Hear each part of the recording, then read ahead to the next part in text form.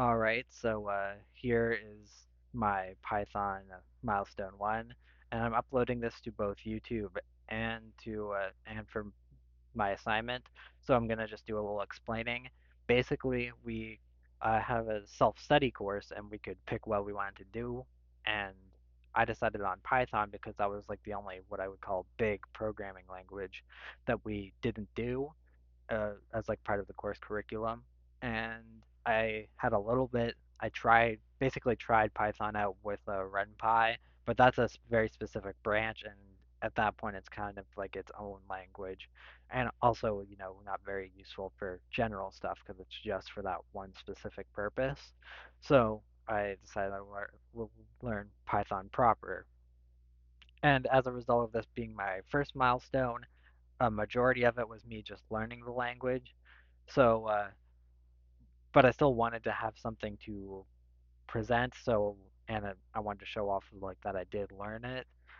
So what I decided to do is basically do a recreation of one of my past assignments. In fact, I picked the final for my C++ course, and I decided to recreate it in Python. So for this, I'm basically going to show how it works and explain it and explain lots of the differences between Python and well, in this case, just other programming languages. This was originally in C++, but mostly just for one. I'm going to explain the ones that I didn't really, or just explain the other ones that I know, is what I'm saying. So let me just do this.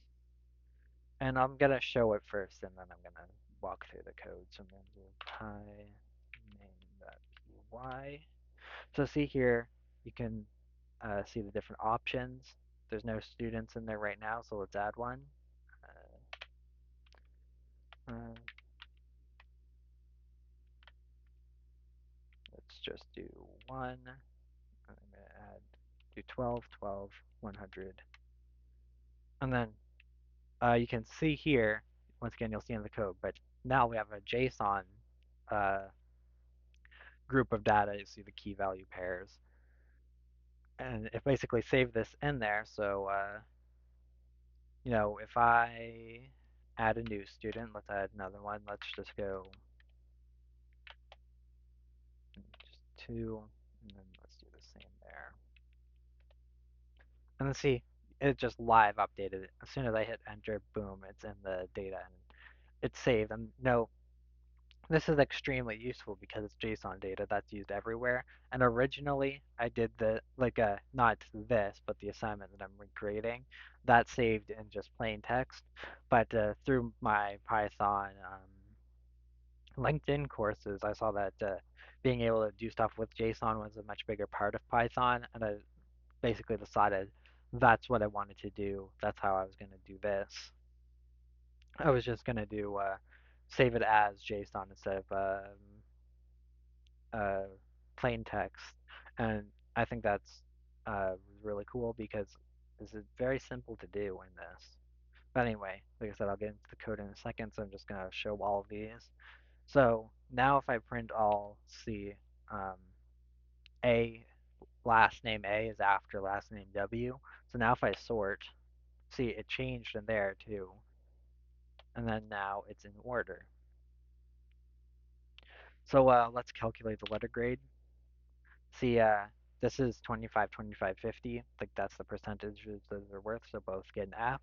But then if I change the grading scheme and just for simplicity, I'll do 0, 0, 100. And then I print out the students' uh, grades again. And then see you have two A's, which makes sense. And then let's change information. Then you'll see that it's live again. Or it's not live, but it updates right in there. So let's just do one and then oh right, I thought I was confused for a second, but let's do one and then let's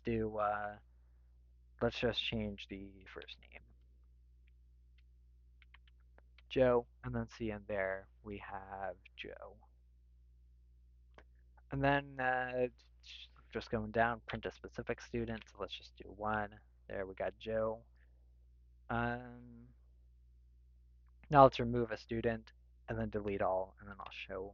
the code. So if I remove a student, let's remove one again, and then see goodbye Joe. And then if I delete all students and just say yes, and now it's empty. So that's a pretty cool way to show that that is saving and loading. But now to actually get into the code proper, I'm just going to start from the top and go with differences. So see, this is how a class is declared in Python. So see the word class, then the name of the class, and then you see the colon there, and then the way it knows that these are all a part of class student, instead of having curly brackets, Python uses indents. So, excuse me.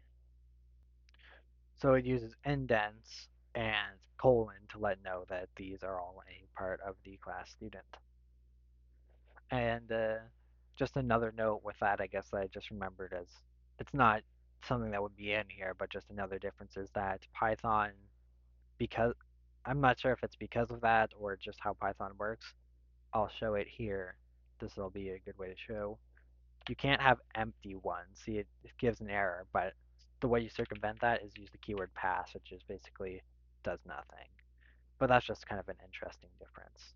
And then another interesting difference, another big difference I'd say, is that you don't have to declare variable types.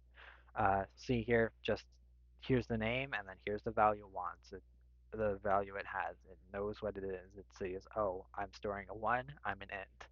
And that's just extremely useful. Obviously, other programming languages do that. The one that comes on to the top of my head is JavaScript, but this is the second language that I've used with it, and that's just something I really like. It's just very useful. And then here, this is how you define a function, and then these double underscores mean it's kind of like a default function. In this case, this is initialize, which kind of think of it as your constructor. Now, all functions have to take the self, so this is taking the student, and that's kind of the this equivalent. See how this is doing self.firstName. It doesn't understand just first name, and then this is pulling from here, but it this is see it's defining it, but it doesn't understand if I just let me just change this just so it's different, and then I do this.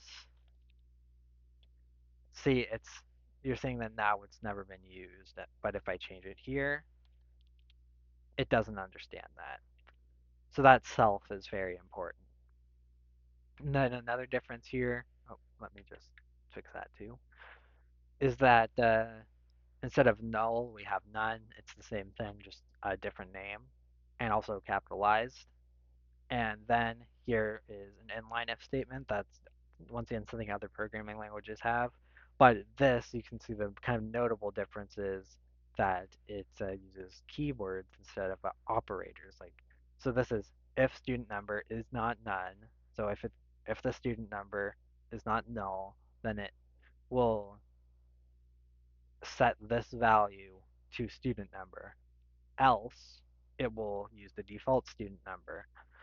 So see, it's kind of more readable this way because it's just words. It's kind of like instead of obviously I'm a programmer. I understand what exclamation mark equal sign means, but just for whatever reason, if you had to show a non-programmer your code, this is going to be much more understandable to them than pretty much any other language, which is kind of interesting.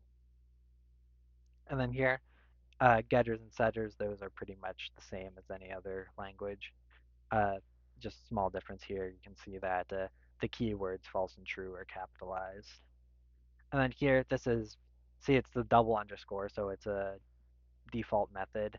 It is the Python's a version of toString, basically.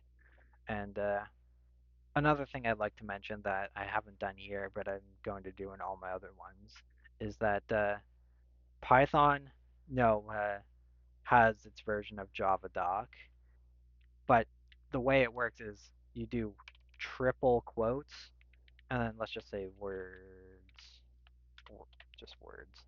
And then you could call that, basically the JavaDoc is built in, so you could call on that.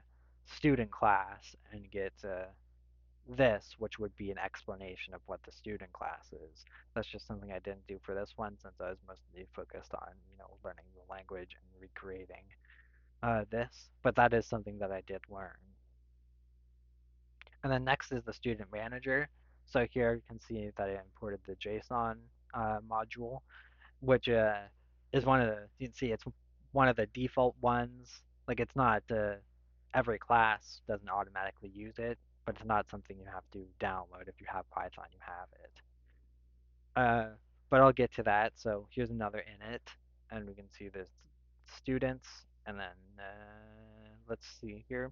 So this is like another inline one where if any student number equals student number for the students in for S, so for every student, if any of them have this student number match student number, then I will return false. So that's kind of a, see, you're doing an if and a for in one line, and it's very simple to do. Versus, no, it's still simple to do in other languages, but it's a couple of lines instead of just one very simple line. And then here, see, this just appends the student, so it just adds it to this. And then save, I'll get to that, and then return true. Delete, it's kind of similar. See, it's just in the opposite order, so because we always want to save something, but except for this, but for basically for all the students, if their student number is not equal to a student number, to delete it. And then here, find student, same kind of concept. Then print all students, just use that join there to add the students onto the thing. And then have this little, see, it's an inline four, but then there's this little extra if statement for if there are no students. And then print all students within grade, so similar concept. And then get final grade. That's a pretty similar, simple. These are all pretty simple, but then we get to sort. That's an interesting one. So, other languages, one that probably the most common one that personally I use Lambda functions in is JavaScript. But here, but in JavaScript and just other languages, you don't really use the keyword lambda, but here you do. Basically making an inline function, and this is just sorting the students by first name and last name.